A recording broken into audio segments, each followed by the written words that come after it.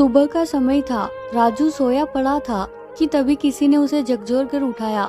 सामने उसकी मामी खड़ी थी। मामी ने हाँफते हुए कहा, तुम्हें पता है कि रात को छबीली घूरे के साले के साथ भाग गई।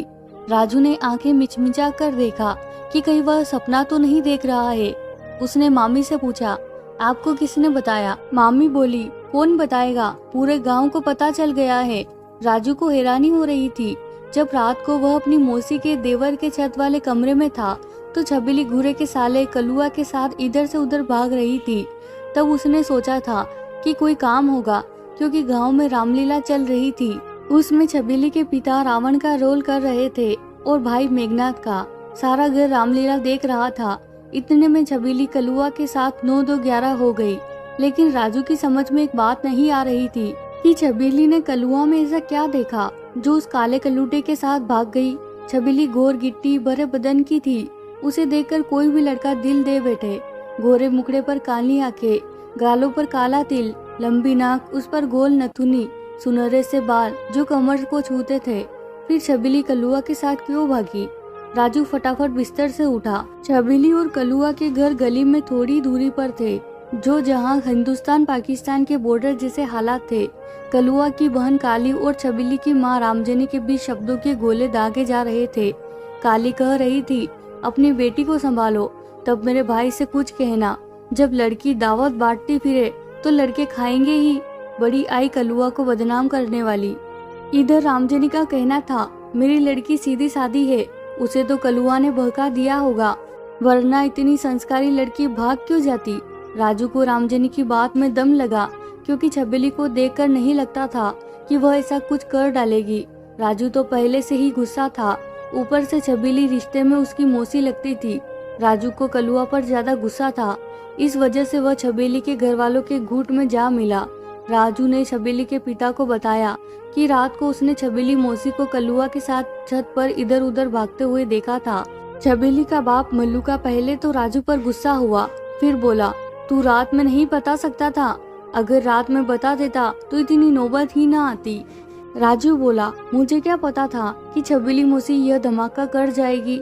राजू को पता था कि कलुआ उसको उल्टा पीट डालता, लेकिन मलुका की नजरों में इज्जत पाने के लिए उसने ऐसा कहा था, और ऐसा हुआ भी। मलुका नरम पड़कर राजू से बोला, अच्छा जो हुआ उसे छोड़, अब यह बता कि कलुआ छबीली को लेकर कहाँ गया होगा।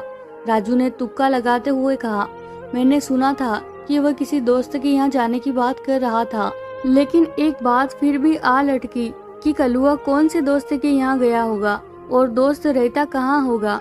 अब राजू इस बात पर तुक्का नहीं लगा सकता था, इस वजह से वह चुप रहा। सब लोग गाड़ी में बैठकर कलुआ के गांव पहुँचे। वहाँ से कलुआ के एक दोस्त को पकड़ा, उसे दारू पिलाई, डराया धमकाया। तब जाकर उसने दोस्तों की डायरेक्टरी बता दी और घुमाने लगा। दोस्तों के ठिकाने पर एक जगह जाकर कलुआ का पता चला। एक दोस्त के कमरे में कलुआ छिपा बैठा था। छबीली उसकी गोद में सिरे रख के लेटी थी। दोनों अपने अपने घर के लोगों की हालात पर सोच के घोड़े दौड़ा रहे थे। छबीली कह रही थी, मेरी अम्मा तो मुझे सामने पाकर 2 हिस्से कर डालेगी। वही उसकी बात सुनकर कलुआ बोला, मेरा जीजा मुझे देखे तो मेरा मुंह काले से लाल कर डालेगा। तभी दरवाजा खटखटाने की आवाज हुई। दोनों बिजली के करंट लगे आदमी की तरह उठ खड़े हुए। बाहर से आवाज आई, दरवाजा खोलो। आवाज मल्लुका की थी, जिसे दोनों प्यार के पंछी अच्छे से समझ गए थे। मल्लुका फिर बोला, दरवाजा खोल दो, नहीं तो तोड़ डालूंगा। यह सुनकर दोनों प्रेमियों के दिल कांप उठे, और फिर तभी छबीली की आंखों में गुस्से की आंख जल उठी। उसने कलुआ के दोस्त का रखा देशी कट्टा निकाल लिया और कलुआ को अपने पीछे कर दरवाजा खोल दिया।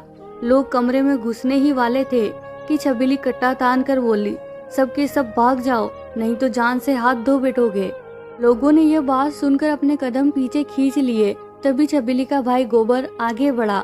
उसने सोचा कि इज्जत जाने से अच्छा है जान चली जाए। वो छबीली के सामने आ खड़ा हुआ और बोला, चला गोली। छबीली पर आज इश्क का भूत सवार था। उसने कट्टे का निशाना गोबर के सीने पर लगाया और ट्रिगर दबा दिया। जैसे ही ट्रिगर दबा, लोगों ने आंखें बंद कर ली। लेकिन यह क्या, कट्टे से गोली चली ही नहीं। होती तो चलती। मल्लुका ने आगे बढ़कर छबीली के बाल पकड़ लिए और कमरे से घसीटते हुए बाहर ले आया। कलुआ की हालत पतली हुई।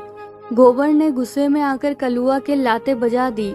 लोगों ने गोबर को समझाया कि यह मर गया तो केस हो जाएगा, लड़की मिल गई, चलो अपने घर। सभी लोग छबीली को लेकर घर आ गए। छबीली को देखकर उसकी माँ रामजनी उसे चप्पल से पीटने लगी। मोहल्ले की औरतों ने जैसे तैसे छबीली को छुड़वाया। सब ने शांत हो जाने के बाद तय हुआ कि छबीली की शादी तुरंत कर दी जाए। सारे रिश्तेदारों को खबर कर दी गई, लेकिन मुसीबत कहाँ थमने वाली थी। कोई भी अच्छा लड़का उससे शादी करने को तैयार नहीं होता था। लेकिन तभी एक रिश्तेदार ने खबर दी कि उनके मोहल्ले में एक लड़का है जो छबीली से शादी कर सकता है। लेकिन लड़का मोटा था, साथ ही छबीली से ज्यादा उम्र का था, पर शादी तो करनी ही थी। दामन पर लगा दाग तो छुड़वाना था। बात पक्की हो गई।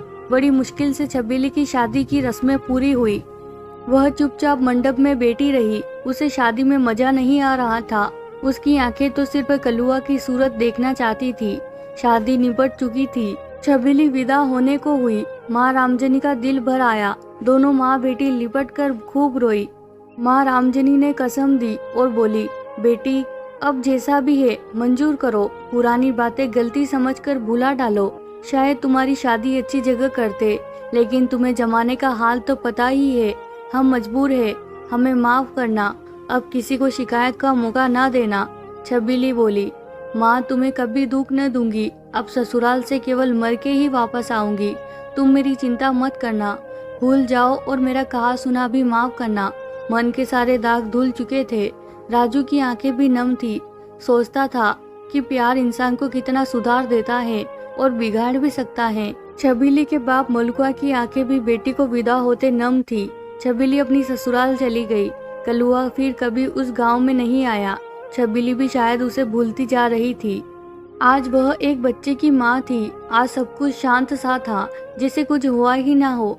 लेकिन इतिहास की कई परतें, कई कहानियां लिए मौजूद है, लेकिन उन्हें कुरेदे कौन। सब अपने में मसरूफ है, पर राजू के दिमाग में यह अभी भी वैसा ही है जैसा तब था।